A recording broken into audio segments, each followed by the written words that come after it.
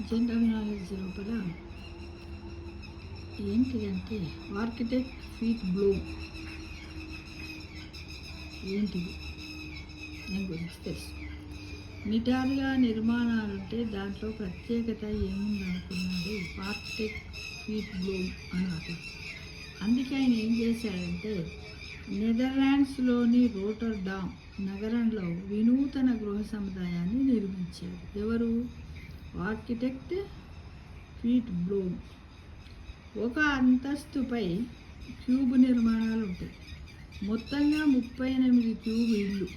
వీటి ఇంటి గోడలు కిటికీలు 54.7 డిగ్రీల కోణంలో ఉంటాయి. ఇవి మూడంతస్తుల నిర్మాణాలు. బయటకి వంకర టింకరగా కనిపిస్తాయి, కానీ లోపలంతా సవ్యంగానే ఉంటుందని ఆర్కిటెక్ట్ ఫీట్ బ్లూమ్ సూచించారు.